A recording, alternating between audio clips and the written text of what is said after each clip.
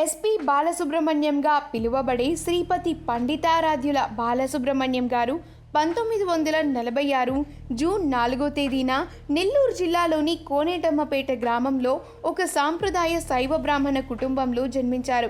బాలు తండ్రి సాంబమూర్తి పేరొందిన హరికథా పండితులు, తల్లి శకుంతలమ్మ.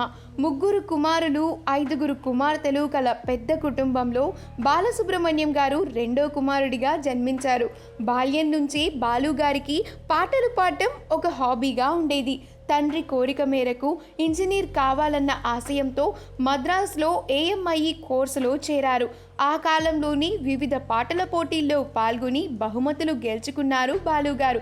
బాలసుబ్రహ్మణ్యం గారు చదువుకునే రోజుల్లోనూ, ఆ తర్వాత పాటలు పాడే రోజుల్లో కొన్నేళ్లు మంచి ఇంజనీర్ కావాలని, ప్రభుత్వ శాఖల్లో ఇంజనీర్గా పనిచేయాలని కలలు కనేవారు.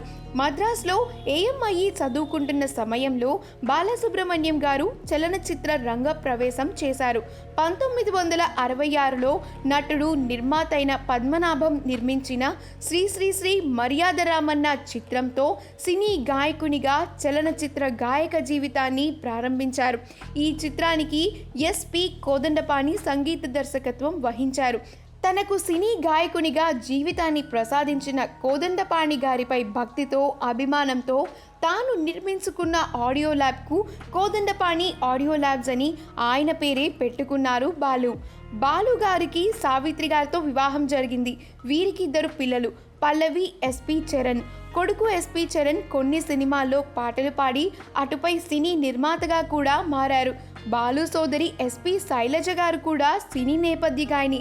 ఈమె సోదరునితో కలిసి పలు చిత్రాల్లో పాటలు పాడింది. ఈమె నటుడు శుభలేఖ సుధాకర్ను వివాహమాడింది. బాలు తల్లి శకుంతలమ్మ 2019 ఫిబ్రవరి 4వ తేదీన 89 సంవత్సరాల వయస్సులో నెల్లూరులో మరణించారు. చాలా మంది నటులకు వారి హావభావాలకు, నటనా శైలులకు అనుగుణంగా అతను పాటలు పాడి ప్రాణం పోశారు. అందుకే అమర గాయకుడు ఘంటసాల తరువాత తెలుగు సినీ పాటకు సిసలైన వారసునిగా నిలిచారు. పదాల మాధుర్యాన్ని గమనించి అతను చేసే ఉచ్చారణ అతని పాటను పండిత పామరులకు కూడా చేరువ చేసింది. శంకరాభరణం, సాగర సంగమం లాంటి తెలుగు చిత్రాలే కాకుండా ఏక్ తుజే కేలియే లాంటి హిందీ చిత్రాలకు ఆయన పాడిన పాటలు దేశమంతా ఉర్రూతలూగించాయి.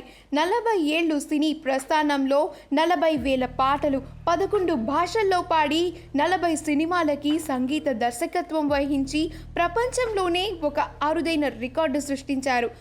తెలుగు, తమిళమే కాకుండా కన్నడంలో కూడా ఆయన పాడిన పాటలకు జాతీయ పురస్కారాలు లభించాయి.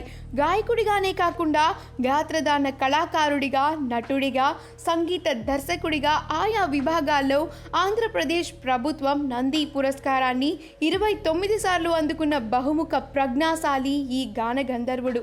2016 నవంబర్లో గోవాలో జరిగిన 47వ అంతర్జాతీయ చలన చిత్రోత్సవాల్లో అతనికి శతవసంత భారతీయ చలనచిత్ర మూర్తిమత్వ పురస్కారాన్ని ప్రదానం చేశారు. 1969లో వచ్చిన పెళ్ళంటే నూరేళ్ల పంట అనే చిత్రంలో మొదటిసారిగా నటుడిగా కనిపించారు బాలు. 1990లో తమిళంలో వచ్చిన కేలడి కన్మణి అనే చిత్రంలో బాలుగారు కథానాయకుడిగా నటించారు. ఇందులో రాధిక కథానాయిక. ఈ సినిమా తెలుగులో ఓ పాపా లాలి అనే పేరుతో అనువాదం అయింది.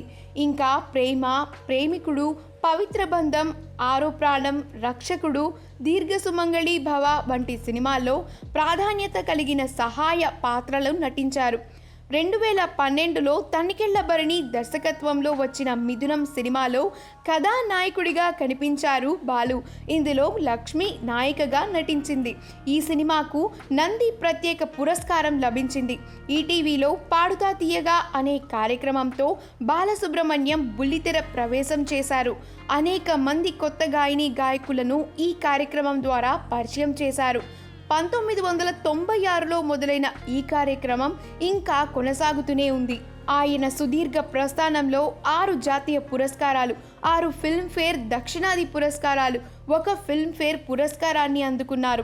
1979లో వచ్చిన సంగీత ప్రధానమైన శంకరాభరణం చిత్రానికి ఆయనకు జాతీయ పురస్కారం లభించింది. 2 సంవత్సరాల తర్వాత ఆయనకు 1981లో బాలీవుడ్లో ప్రవేశించి ఏక్ తుజే కే లియే చిత్రానికి గాను రెండోసారి పురస్కారాన్ని అందుకున్నారు. ఆ తర్వాత సాగర సంగమం, రుద్రవీణ చిత్రాలకు జాతీయ పురస్కారాలు అందుకున్నారు. 25 సార్లు ఉత్తమ గాయకుడిగా, ఉత్తమ సంగీత దర్శకుడిగా, ఉత్తమ డబ్బింగ్ ఆర్టిస్ట్గా, ఉత్తమ సహాయ నటుడిగా నంది పురస్కారాలు అందుకున్నారు. ఇంకా తమిళనాడు, కర్ణాటక రాష్ట్ర ప్రభుత్వాల నుంచి కూడా పలు పురస్కారాలు అందుకున్నారు. అయితే ఈ 2020 సంవత్సరంలో ప్రపంచం మొత్తాన్ని వణికించిన కరోనా మహమ్మారి బాలు గారిని వదిలిపెట్టలేదు. Hi everyone, this is SP Balasubramaniam. Since 2-3 days I was having little discomfort.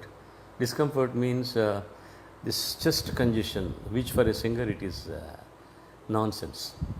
Phlegm forming and then cold and fever, on and off fever. These 3 things, but otherwise I didn't have any problem. But I didn't want to take it easy, so I went to the hospital and checked. And they said it's just a mild, very mild positive of corona. You can stay home and self-quarantine yourself and take these medications, you will be all right. But I didn't want to do that. It's very tough at the place with all the family. They can't leave you alone. They are very concerned. So I got and admitted in the hospital. All my friends are here. They're taking good care of me. I am in good hands and I have good health. Nobody has to worry about this one. So please don't bother to call me to find out how I am. I am perfectly all right, excepting the cold and fever. Even the fever has subsided. In 2 days I'll be discharged and I'll be home. Thanks for the concern. Lots of people are calling me. I could not attend so many calls. I have come here mostly to take rest so that there won't be any disturbance to me and take the medication. Okay? Thank you so much for your concern and please don't bother calling me. I am fine. I'll be fine. Thank you. అప్పటి నుంచి September వరకు ECMO, ventilator, life support ద్వారా ఆయనకు చికిత్స అందిస్తున్నారు.